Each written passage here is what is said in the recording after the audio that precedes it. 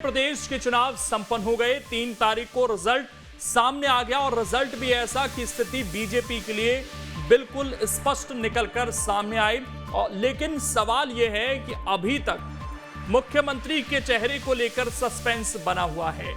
लगातार बैठकों का दौर जारी है। तमाम बड़े नेता भी इस बार चुनाव लड़े थे, उनके भी इस्तीफे स्वीकार हो गए हैं। संसद से लोकसभा में जाकर 5 सांसदों ने अपना इस्तीफा दे दिया। अब सवाल यही उठ रहा है कि आखिरकार प्रदेश का मुख्यमंत्री कौन बनेगा और ये जो इतना विलंब हो रहा है इसके पीछे के कारण क्या कुछ हैं। वहीं कांग्रेस में भी मंथन का दौर चल रहा है। सवाल यह है कि क्या वहां भी कुछ बड़े बदलाव होने जा रहे हैं। इन तमाम सवालों पर आज चर्चा करेंगे। कुछ खास मेहमान भी हमारे साथ जुड़ेंगे, लेकिन उससे पहले आज की रिपोर्ट आपको दिखाते हैं।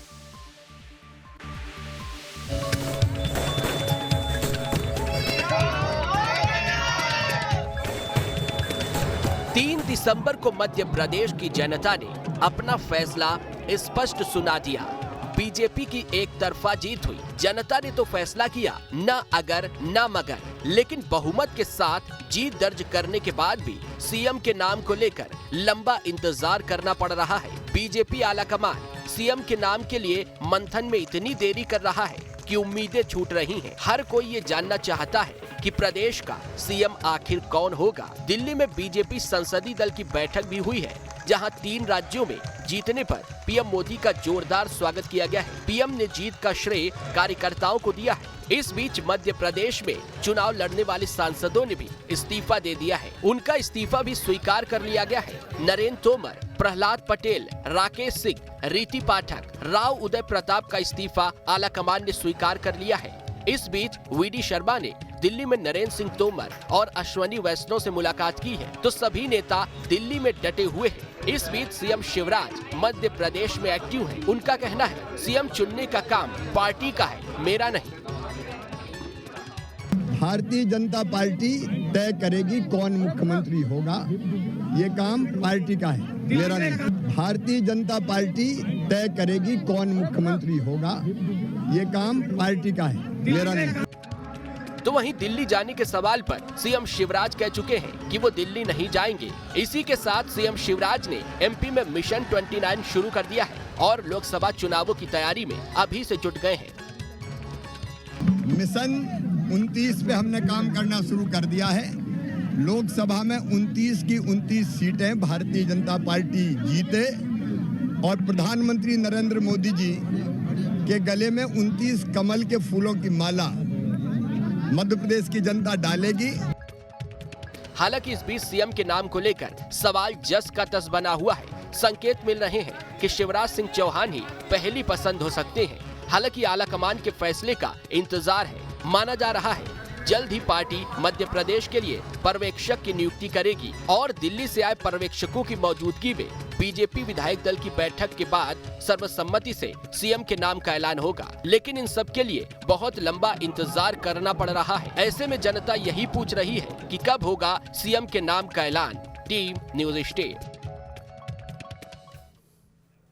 और चर्चा करने के लिए 2 खास मेहमान इस वक्त हमारे साथ जुड़ गए हैं। सत्यप्रकाश शर्मा जी हैं, वरिष्ठ पत्रकार हैं, सर आपका बहुत बहुत स्वागत है। इसके अलावा अभिनव बरौलिया जी हैं, प्रवक्ता हैं कांग्रेस के, आप दोनों का बहुत बहुत स्वागत है। बीजेपी के प्रवक्ता भी हमें जल्द ज्वाइन कर लेंगे। लेकिन सत्यप्रकाश शर्मा जी, ये सरकार इतने स्पष्ट जनादेश के साथ आई, उसके बावजूद इतना मंथन की या फिर कोई जल्दबाजी में नहीं है पार्टी, किस तरीके से देखा जाए?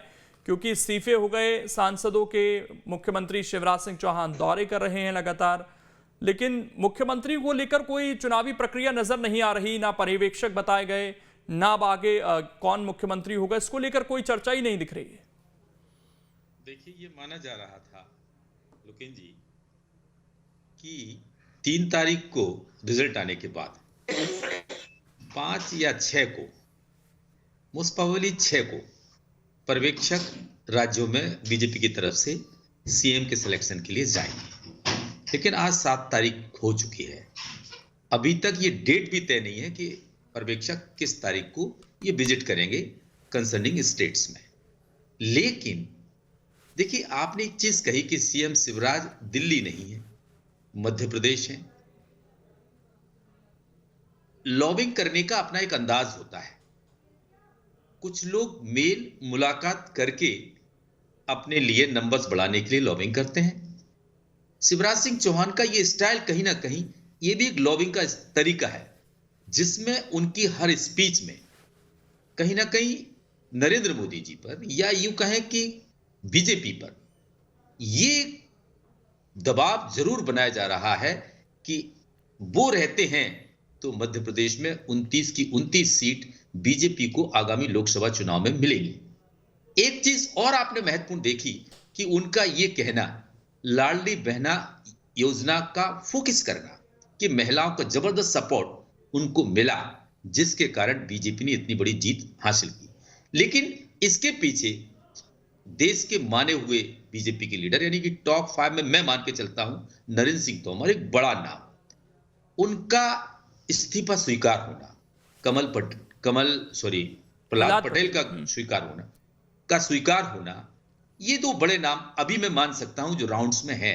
कैलाश विजयवर्गीय तो चूंकि मेंबर ऑफ पार्लियामेंट नहीं है, ऐसे में कहीं ना कहीं क्या शिवराज का ये दबाव, देखिए एक चीज तो तय है कि या तो भारतीय जनता पार्टी कुछ ऐसा डिलेमा में है कि किसको सीएम बनाया जाए जिससे स्टेट पर उनका काबू बना रहे और इसका फायदा आगामी लोकसभा चुनाव में नरेंद्र मोदी जी को मिले।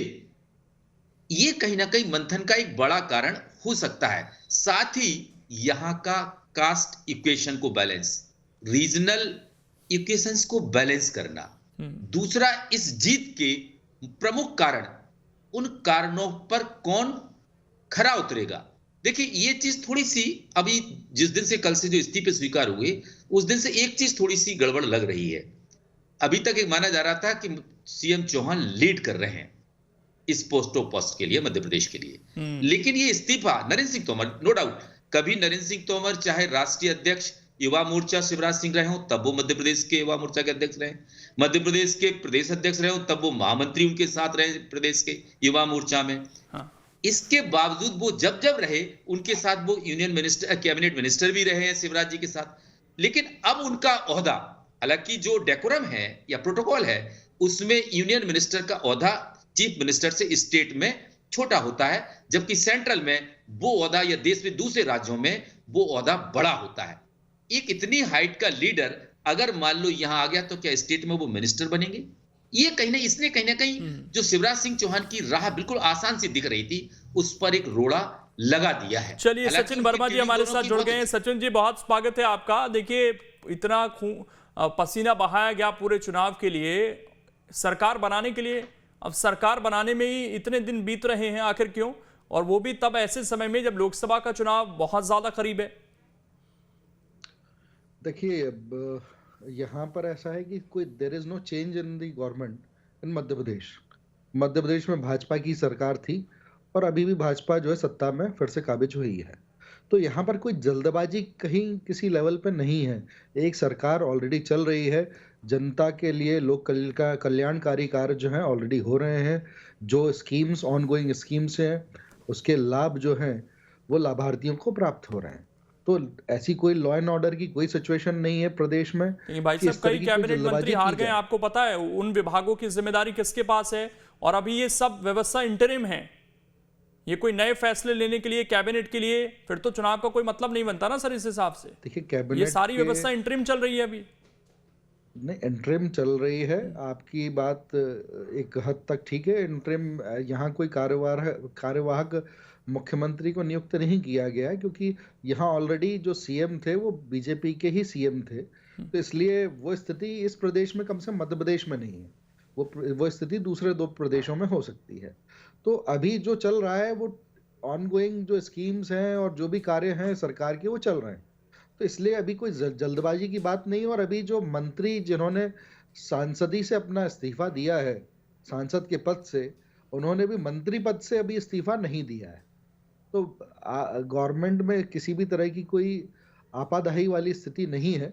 गवर्नमेंट के जो कार्य हैं वो ऑलरेडी चल रहे हैं। लेकिन जैसा सत्यप्रकाश जी ने भी कहा कि क्लैरिटी नहीं है क्या, क्योंकि चलिए आपने कहा कि कोई जल्दबाजी नहीं, छत्तीसगढ़ में या राजस्थान में भी कहां क्लैरिटी मिली है? पर्यवेक्षक तक अभी नियुक्त नहीं हुए वहां पर।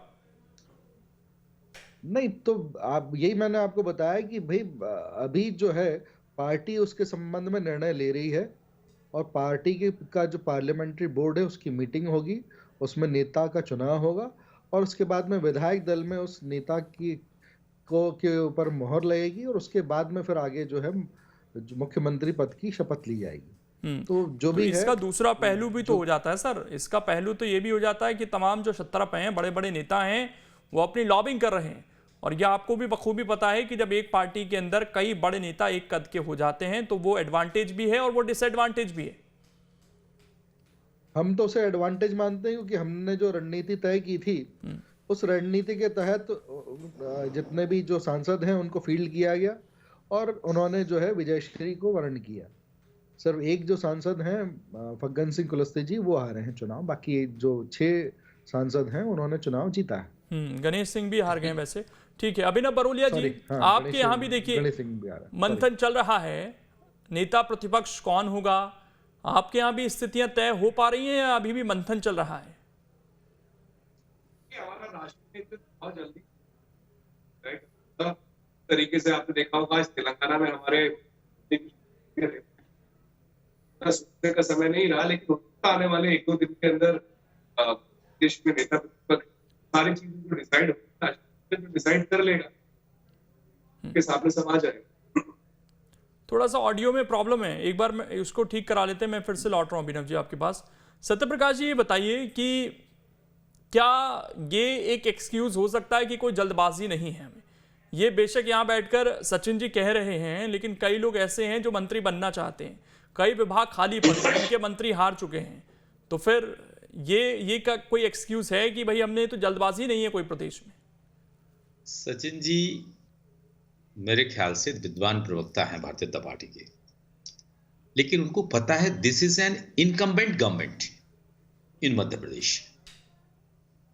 इनकम्बेंट का मतलब क्या होता है?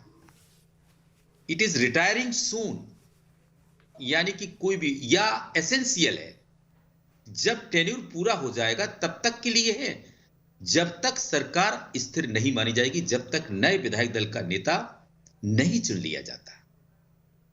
तो मैं ये कैसे मान जाऊं कि ये सरकार सब फैसले ले सकती है? नहीं, कुछ फैसले ऐसे होते हैं जो इस ट्रांजिशन पीरियड में नहीं लिए जाते हैं। लेकिन भारतीय जनता पार्टी को ये तो तय है कि उसकी सरकार है, 163 सीट्स हैं आउट ऑफ 230, तो जल्दबाजी तो नहीं है। लेकिन ये जो टेन्यूर पूरा हो रहा है उससे पहले अगर प्रदेश को सीएम मिल जाएगा, जो नए लोग जीत के आए हैं उनको काम मिल जाएगा, तो मध्य प्रदेश का डेवलपमेंट और तेज गति से दौड़ने लगेगा। ये देखिए, ये तो सिर्फ उनकी तो धर्म है जो वर्मा जी निभा रहे हैं, लेकिन सत्यता ये है कि कहीं ना कहीं इस पर गहन अध्ययन, या ये भी कहा जा सकता है कि BJP is in dilemma over the selection of CM place in Madhya Pradesh. Now इसके पीछे सबसे बड़ा कारण क्या है कि कई कद्दावर नेता सामने दिख रहे हैं, किसका सिलेक्शन किया जाए? 2024 का इलेक्शन भी सामने है। ऐसे में कहीं ना कहीं वो मलिंग कर रही है इस चीज को कि किस व्यक्ति को लाना उचित होगा। क्या सीएम के साथ डिप्टी सीएम का भी प्लान है? ये भी हो सकता है कि इससे कास्ट बैलेंस को, रीजनल बैलेंस को इक्विवेलेंट किया जाए। ये बड़ी चीज हो सकती है और यही कारण है। मैं एक चीज और जानना चाहता हूं आपसे सत्यप्रकाश जी। एक बयान आया गोपाल भार्गव का जिसमें उनसे ये सवाल पूछा गया कि आपके गुरुजी ने कहा था कि आप मुख्यमंत्री बन सकते हैं, तो उसके बाद उनका जवाब ये था कि नहीं, वो तो एक धार्मिक बात हो गई, जो सरकार के फैसले हैं या संगठन के फैसले वो हमारा केंद्रीय नेतृत्व तय करेगा। एक तो वो चीज उन्होंने रिपीट नहीं की। दूसरा, कैलाश विजयवर्गीय से भी अब ये सवाल पूछा गया तो उन्होंने कहा कि ये सब मीडिया के उपज हैं जो नाम हैं, और 10 तारीख को स्थिति क्लियर हो जाएगी। तो दो नेताओं के इस तरह के बयान, क्या, क्योंकि हम चर्चा इस चीज को लेकर भी अब शायद कर रहे हैं कि भाई एलिमिनेशन किस किस का हो रहा है इसमें से, तो ये दो बयान अब इन्हें कैसे देखा जाए? देखिए लोकेश जी, आपने बहुत अच्छा सवाल पूछा। ये दोनों ही नेता पोलिंग के पहले तक अपने आप को दावेदार इनडायरेक्ट रूप से प्रस्तुत करते रहे हैं। गोपाल भार्गव जी ने कहा था कि मैं अब की बार 9वीं बार का विधायक बन जाऊंगा, मध्य प्रदेश में सबसे सीनियर लीडर हूं बीजेपी के अंदर। उन्होंने कहा था कि मैं यूं ही ये चुनाव नहीं लड़ रहा हूं, विजयवर्गीय जी ने कहा था। तो ये तो निश्चित है कि वो अब उनका बदलता हुआ जो स्वरूप दिख रहा है, यही हमने आपको दोपहर में आपसे बात कही थी कि देश की राजनीति में भारतीय जनता पार्टी में नरेंद्र मोदी वो चेहरे हैं कि जिनने जो डिसीजन ले लिया उन्होंने, उस डिसीजन पर डिससैटिस्फैक्शन कम आता है। कभी आया भी है 2014 के बाद कुछ आया है, तो वो सभी लीडर साइडलाइन हो गए हैं, चाहे वो बड़े बड़े लीडर रहे हों, मुरली मनोहर जोशी जैसे लोग भी रहे हों, यशवंत सिन्हा जैसे लोग रहे हों, ये सब कहाँ हैं, किधर हैं? कोई उनसे फर्क पड़ा? बल्लभ जीत की जो रेस है या उनकी विक्ट्री की जो जर्नी है वो बहुत तेज होती चली गई। और भी तो मैं नहीं मानता कि भारतीय जनता पार्टी पर किसी का कोई प्रभाव पड़ेगा, इसीलिए कहीं ना कहीं वो यू टर्न की स्थिति में दिख रहे हैं। लेकिन ये भी मैं भी मानता हूं कि मध्य प्रदेश के लिए थोड़ा सा सिलेक्शन कठिन है, क्योंकि यहां पर इनकम्बेंट सीएम शिवराज सिंह चौहान का अपना एक वजूद है। उस वजूद का ही कारण रहा कि मध्य प्रदेश में 163 सीट्स आई सरकार होने के बाद, जबकि अन्य दो राज्यों में वो ऐसा शायद नहीं अभी था। फील भी वैसे ही कर रहे हैं कि वो शायद चीफ मिनिस्टर हैं अभी और आगे भी लीड करेंगे। शायद उन्हें हो सकता है कि मे बी कोई इशारा मिला हो जिस तरीके से उनके दौरे हो रहे हैं, और या फिर वो भी प्रेशर पॉलिटिक्स क्रिएट कर रहे हैं। दोनों तरह से इसे देखा जा रहा है। लेकिन सचिन जी, जो बात लोकसभा चुनाव को लेकर है, ये जो बड़े बड़े नेता जीत कर आए हैं, अब इनका जब इस्तीफा हो गया है तो ये सवाल भी पूछा जा रहा है, क्या अब ये प्रदेश की पॉलिटिक्स में ही एक्टिव रहेंगे या ये इस्तीफे भी फौरी तौर पर ही हैं? क्योंकि अभी पता है कि अगर लोकसभा से इस्तीफा दे देते हैं तो वहां पर अभी बाईपोल्स की कोई चांस नहीं है, क्योंकि अभी मेन इलेक्शन ही होना है। यहां पर कराएंगे तो एक अच्छा संदेश नहीं जाएगा तुरंत इतनी सारी सीटों पर चुनाव कराने से। क्या केवल इतनी स्ट्रेटेजी भर है? देखिए, फिलहाल तो जो पार्टी ने तय किया है उसके अनुसार ये सारे वरिष्ठ जो नेतागण हैं वो प्रदेश की पॉलिटिक्स में ही एक्टिव रहेंगे और प्रदेश में ही उनकी जो अनुभव है उसका लाभ इस प्रदेश को मिलेगा। तो सचिन जी, फिर इनकी क्या यही एक दिक्कत भी आ रही है कि इनकी जिम्मेदारी तय करने में पार्टी को परेशानी हो रही है और इसीलिए समय भी लग रहा है? और कैलाश विजयवर्गीय अगर ये कह रहे हैं 10 तारीख तक स्थितियां स्पष्ट हो जाएंगी, तो क्या ये मानकर चले सरकार का गठन हो रहा है अगले 2-3 दिन में? देखिए, सरकार का गठन बेशक 2-3 दिन में हो रहा है और जो भी हमारे वरिष्ठ नेता हैं उनमें कार्यकर्ता के भाव से ही वो काम करते हैं। अगर आपने देखा हो तो जितने भी वरिष्ठ नेता हैं उन्होंने अपनी जिम्मेदारियों का निर्वाह किया है। इस प्रदेश में पहले जो एक कमी भारतीय जनता पार्टी की तरफ से रह गई थी 2018 के चुनाव में, उसके लिए वो संगठित रूप से उन्होंने अलग अलग क्षेत्रों में सभाएं भी की और उस क्षेत्र के उनके वहाँ से इलेक्शन लड़ने से उस क्षेत्र में भी उनका प्रभाव जो है उसका सदुपयोग हो पाया और पार्टी के हित में उनके प्रभाव का उपयोग होकर और हमने सीटें जीती हैं। तो इसलिए जो है वरिष्ठ नेताओं के आने से हम लाभ की स्थिति में है, उनसे किसी भी तरह का कोई खतरा या हानि नहीं है। लेकिन सचिन वर्मा जी, एक सवाल तो ये भी पूछा जा रहा है कि अभी तो एक टास्क पूरा हुआ नहीं है, सरकार गठन का, कैबिनेट बननी है, उसके बाद विधायकों का शपथ ग्रहण होना है। उससे पहले ही मुख्यमंत्री की जिस तरह की सक्रियता है वो अब लोगों के बीच जाना शुरू कर दिया है। उन्होंने जैसे कार्यक्रम वो चुनाव से पहले या चुनाव के दौरान रैलियां कर रहे थे, वैसे फिर से उन्होंने शुरू कर दिए हैं और वहां से घोषणाएं भी शुरू कर दी हैं कि अब हम बहनों को लखपति बहना का वो संकल्प की बात कर रहे हैं कि हम उस दिशा में आगे बढ़ेंगे। तो अब नई नई घोषणाएं फिर से शुरू हो गई हैं। इन्हें किस तरीके से देखा जाए? पहले आपको नहीं लगता कि एक टास्क पूरा हो जाना था, सरकार का गठन हो जाना था? क्योंकि बहुत सारे लोग ये कह रहे हैं कि यहां से भी एक प्रेशर पॉलिटिक्स की कोशिश है। लोकेन जी, अगर आप 2018 के चुनाव के बाद में भी अगर स्थिति देखेंगे, जब कमलनाथ जी की सरकार जो है उसका गठन हो गया था, मगर अगर आपने शिवराज जी को उस समय भी देखा होगा तो शिवराज जी जो जिस तरह का उनका व्यक्तित्व है और जिस तरह की उनमें कर्मशीलता है वो हमेशा फील्ड में ही रहे। उसके बाद में भी अगर आपने उनको देखा हुआ किसानों के साथ में पानी भरा हुआ है खेतों में और उसके बीच में वो खेतों के बीच में पहुंच गए हैं, तो इस तरह से शिवराज जी हमेशा जो है फील्ड में रहना ही पसंद करते हैं। और अब जब एक टास्क जब पूरा हो चुका है, पार्टी ने एक प्रचंड विजय को प्राप्त किया है, तो उसके बाद में अब वो दूसरा टास्क उन्होंने हाथ में ले लिया है कि भाई लोकसभा चुनाव जो है उसमें जो 29 सीटें जो है सरकार गठन का, जिसके लिए पूरा इलेक्शन हुआ, सरकार गठन वो की तो प्रक्रिया चल रही है। हाँ। देखिए लोकेन जी, हमको उसमें बहुत जल्दबाजी, एक सरकार में हमारे मुख्यमंत्री जो हैं जो काफी सालों से करीब लगभग 15-16 सालों से मुख्यमंत्री रहते चले आ रहे हैं। आज कई वरिष्ठ नेताओं ने यहाँ पर आके इलेक्शन लड़ा है, वो वास्तविकता आप भी देख पा रहे हैं, मैं भी देख पा रहा हूँ। तो अब ऐसे में मुख्यमंत्री का चयन जो है वो पार्टी मैं के आपको सारे थोड़ा जो सा मैं वरिष्ठ इस पर और नेता क्लियरिटी चाहता हूं। देखिए, क्योंकि कैलाश विजयवर्गीय खुले तौर पर ये नहीं मानते कि लाडली बहना गेम चेंजर साबित हुई। वो कहते हैं कि अन्य राज्यों में क्या ये योजना थी, वो केंद्र नेतृत्व को ज्यादा श्रेय देते हुए नजर आते हैं। इसी तरह प्रहलाद पटेल भी इस योजना को पूरी तरीके से गेम चेंजर नहीं मानते हैं, लेकिन मुख्यमंत्री की बातों से ऐसा लग रहा है कि इसी योजना ने, वो प्रधानमंत्री का जिक्र करते हैं, इसमें कोई दो राय नहीं, वो केंद्रीय नेतृत्व का भी जिक्र करते हैं, लेकिन साथ में अपनी योजना को जिस तरह से वो दिखाने की कोशिश कर रहे हैं, क्या वो प्रेशर पॉलिटिक्स नहीं है?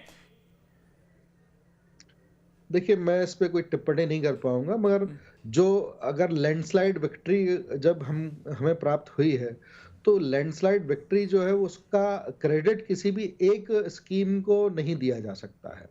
हमें सारे वर्गों का, चाहे वो महिला हो, चाहे युवा हो, चाहे बुद्धिजीवी वर्ग हो, चाहे अलग तरह के अल्पसंख्यक वर्ग हो, हमें सभी तरह का जो है समर्थन मिला है। हमने जैसे अल्पसंख्यक बहुल एरिया जो है बुरहानपुर, उसमें अर्चना चिटनिस जी ने 32,000 वोटों से प्रचंड विजय प्राप्त की है। तो हम जो ऐसी सीट जहां पर अल्पसंख्यक बहुल एरिया है, तो वहां पर भी जिस तरह से वोटिंग हुई है बीजेपी के पक्ष में, तो इसलिए किसी भी एक वर्ग या किसी भी एक समूह को हम उसका क्रेडिट नहीं दे सकते हैं। लैंडस्लाइड विक्ट्री हुई है, तो सारे वर्गों ने सारे क्षेत्रों में भाजपा को समर्थन दिया है। एक सवाल और सत्यप्रकाश जी, गोपाल भार्गव के ही मैं बात पर आऊं। उन्होंने एक बात और कही कि यहां पर अभी तक तो ऐसा कल्चर रहा नहीं कि उप मुख्यमंत्री की जरूरत पड़े। उत्तर प्रदेश में भी जो उप मुख्यमंत्री हमने देखे वो जातीय समीकरणों को साधते हुए ज्यादा देखे, लेकिन यहां पर तो पावर सेंटर हैं और ये हर किसी नेता को बखूबी पता है कि बेशक एक वो सम्मान वाली पोस्ट हो सकती है, लेकिन वो संवैधानिक उसकी कोई व्यवस्था नहीं है। आपको एक मंत्री के रूप में ही काम करना है, चाहे बेशक आपके आगे डिप्टी सीएम लग जाए, लेकिन वो संवैधानिक पद तो है नहीं। तो क्या ये बड़े नेता उस चीज के लिए राजी होंगे? क्योंकि यहां पर जातीय समीकरण साधने से ज्यादा नेताओं को साधना है बीजेपी को। देखिए लोकेन जी, बहुत अच्छा सवाल पूछा आपने। डिप्टी सीएम सिर्फ और सिर्फ एक मिनिस्टर, सीनियर मिनिस्टर कह सकते हैं उसको, किसी भी कैबिनेट का नाम के लिए उसके डिप्टी लग गया हो। क्योंकि कई बार आपने देखा हो कोई कैबिनेट का जो मिनिस्टर होता है उसको भी सीएम का डिप्टी कह देते हैं, उसका सहायक यानी डिप्टी है। लेकिन मैं एक चीज मुझे याद आ रही है, 2004 से 2005 के बीच में बाबूलाल गौर मध्य प्रदेश के मुख्यमंत्री रहे। इसके बाद उनको यहां डिप्टी सीएम बना दिया। महाराष्ट्र की बात करें तो महाराष्ट्र में फडणवीस सीएम रहे, उनको उनके सामने जो कभी भी सीएम नहीं रहे, उनके अंडर में डिप्टी सीएम बना दिया। तो भारतीय जनता पार्टी कुछ स्ट्रेंथ तो करती है, अजूबा तो करती है। देखिए, ये चीज आप मध्य प्रदेश में छोड़ नहीं सकते। आज के जो परिवेश है उसमें मध्य प्रदेश में ओबीसी का चर्चा 2018 में नहीं था। 21 के बाद से जब कास्ट सेंसस 2011 में समय कम है, इसलिए मैं रोक रहा हूं आपको, ये पॉइंट नहीं ले पाऊंगा। बहुत शुक्रिया आप दोनों का जुड़ने के लिए और इस चर्चा का हिस्सा बनने के लिए, लेकिन समय इतना ही था इसलिए चर्चा को यहां पर रोक रहे हैं। लेकिन वो इंतजार अभी भी बना हुआ है कि आखिरकार ये मुख्यमंत्री का फैसला बीजेपी कब तक करती है। फिलहाल छोटा सा ब्रेक, खबरें लगातार जारी।